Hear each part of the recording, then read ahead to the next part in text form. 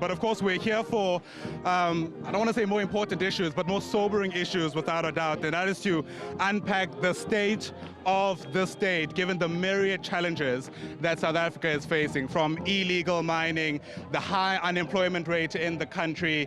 Of course, there's been a lot said about stabilizing the grid, but who can forget what we've seen both at the Madlanga Commission of Inquiry and at the SAPS ad hoc committee in Parliament. And with that, I'm going to actually ask our next guest to come in. Ashley Souls has been part of that committee for quite some time. He's an honorable member with the Patriotic Alliance. Thanks very much indeed for speaking to us. You've been part of that committee that's been doing those marathon sittings. Just yesterday we heard from Paul O'Sullivan.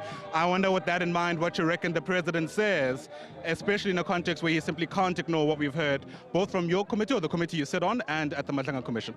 Yes, I mean, absolutely. We should remember that it's the president that started the Madlanga Commission or gave the proclamation for that to happen. Parliament has then also done the ad hoc committee for oversight. So there is a focus on dealing with the issues of political interference, the issues of defeating the ends of justice within our justice system. So it's looking up. We are getting to the truth, I believe, and soon the report will be released, and then you will know exactly what we've discovered. The skeptics are saying it's nothing but political grandstanding. You often veer off the terms of reference as MPs. What's your response to that?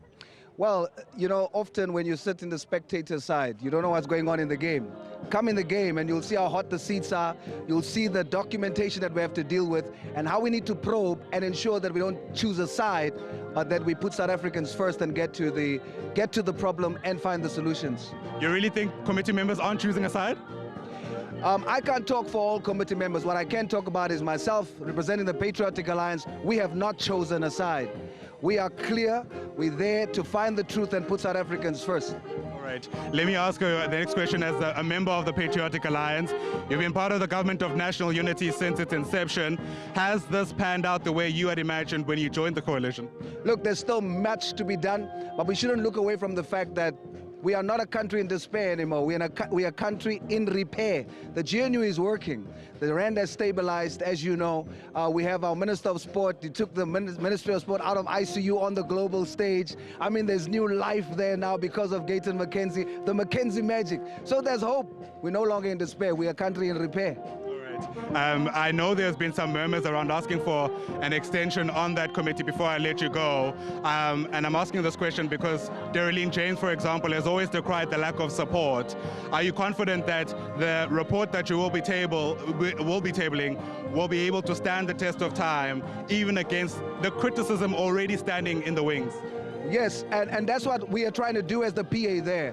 Like yesterday, there was a document that was presented by Honorable James, and it was a lie to say that Paul O'Sullivan got money from the slush fund based on the document she produced. So what I did was I used the document to show that it's not true, only because we must be procedural so that the work that we do can be used in the court of law later. You see, so we are focused on procedure to maintain the integrity of the committee so that it can be used to hopefully see arrests after we're done. All right, Ashley Souls, I appreciate the time, sir. Thanks very much indeed.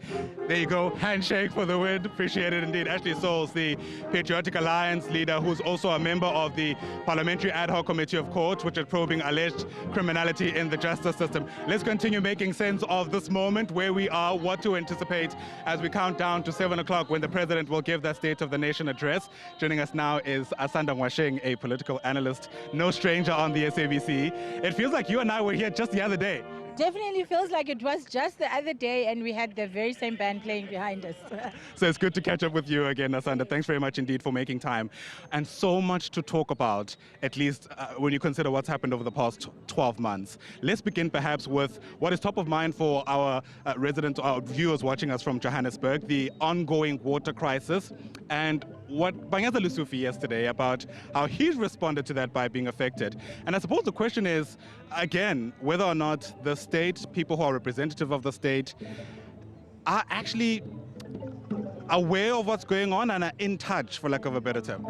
Well, I think when you have, taxpayers paying for your electricity, when you have everything in your house paid for and every backup that you need paid for by the state, it's very easy to be removed from what's really actually happening on the ground. But I think for me, more than, all the other things that we've seen, what was shocking for me was to see the DA using this as an electioneering campaign or an electioneering opportunity, because the DA is part of the GNU, and water infrastructure is actually a national issue. It is not, as people like to think of it, a municipal issue. There are elements of it that are municipal, but it is national. And so as part of the GNU, I would have expected a little bit of nuance in how one like Helen Zille will engage with the issue of water, because you have the crisis in Joburg of water, but you also have the crisis in Nice now of water,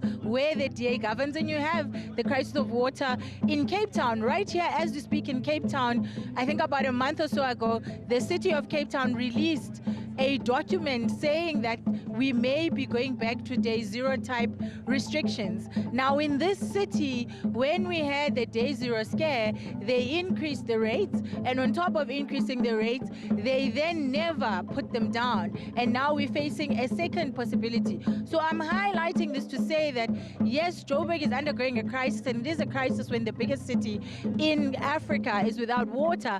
But I want people to understand that this is a national crisis that's happening, and it's got to do with the lack of infrastructure investment by our national government. It's got to do with the fact that 2 successive ministers accused of corruption were at the helm of water. Nomvula Mankonyane, we heard what happened with water during Zondo Commission, and then we heard Senzo Mkhunu. It's all coming out about police, but I'm sure when we start looking at his term as a water minister, we'll find that there are some discrepancies there. And so this has been a long time coming, and if you're somebody that watches politics and has been watching politics, you'll know that, at the time when we had Mabala noise and people were busy dancing with our money, we should have known that we were going to end up here.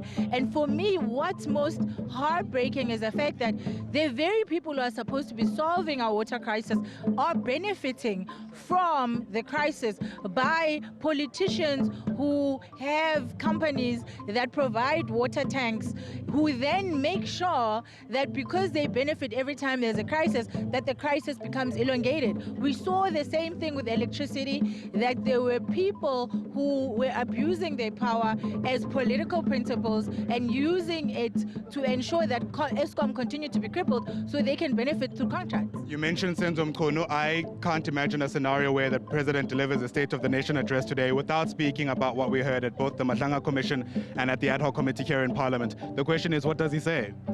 I think, Ramaphosa has been very disappointing when it comes to this, because while I think it's amazing and brilliant and good that he started a commission of inquiry, because without the commission of inquiry, we wouldn't know what we now know about the depth and the breadth of police abuse of state power, right?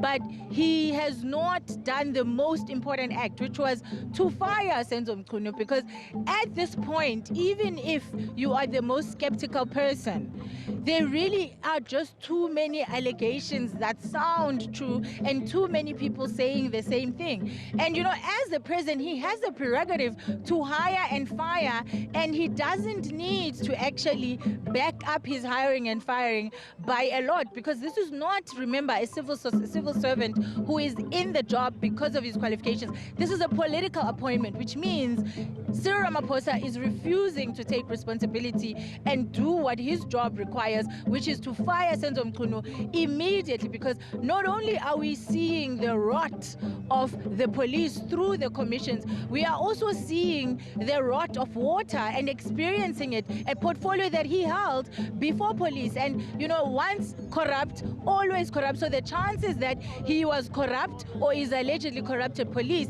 but was not corrupted water are slim to none. And for me, the biggest issue is we've had the Zondo Commission, we've got Mahlanga, we've got the committees and everything in between. But what we need in South Africa are people in prison. Edwin Sodi continues to be a free man when there are allegations that he was supposed to fix the water situation, the water plant in Tshwane, which led to South Africans actually dying because they consumed water water that was not consumable. The same situation is repeating itself in Eastern Cape as we speak, in the city of, in Buffalo City, or Gompo City as they call it now. People are unable to drink the water. You can't even boil it. And that is absolutely atrocious when people cannot even afford food. Now you want them to pay for water. That is a state of crisis that we are in. What's your response to people who are saying that hiring or appointing and firing ministers really is just a bit of a smokescreen? Because, as you say, the rot runs so deep, and eventually we need to get around to fixing some of the issues. I mean, just this morning when we began our broadcast at 5:30, there was a lady from Delft who said, you know, if the president could just do something about the crime that I experience on a daily basis. And I can't help but wonder that there are cynics out there who say whatever you do insofar as the hiring and firing of cabinet ministers really is just, I suppose, yeah, a bit of a smokescreen and doesn't get to the nub of the issue.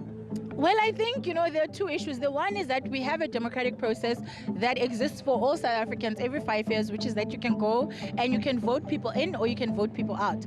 Failing which, in the 5 years between the elections, you are supposed to do what needs to be done to hold these ministers accountable. Your civic duty does not end at voting. There's protest, there's making submissions, there's attending public, public participation meetings, and there are so many actions and activities that South Africans can take. And I really think that the only way the South African democracy is going to continue to be a democracy is if South Africans actively participate and not only wait for the 5 years and not throw up their hands and say, oh, we have the ANC and the ANC is corrupt and therefore there is no point. Because at the end of the day, we are allowing people who we think are incompetent, who we think are corrupt, who we think don't have our interests at heart to continue to run this country. And for me, what makes me upset is that when the ANC wants to deliver, it does. When G20 came, suddenly the streets of city of Johannesburg were clean. When G20 came, every single thing that worked, it worked the way it was supposed to work. And so that shows us that we have capacity in South Africa. We've seen this in 2010 with the World Cup. We've seen this as far back as 2003 with the Cricket World Cup, and so many big events that the government seems to have this plan where infrastructure development is attached to events, which is a great thing. And we've seen the results in transforming our entire transport system with 2010, with the BRT system and the Gautrain system. So delivery is possible. These are not people who are not capable. They just don't want to anymore. Asanda Ngwasheng, thanks very much indeed. You and I have a long day here together. I'm sure there'll be many other opportunities to ventilate some of these pressing issues, which I have no doubt are top of mind for South Africans, watching with a keen interest to see what President Cyril Ramaphosa will say when he takes stock of the state of the state.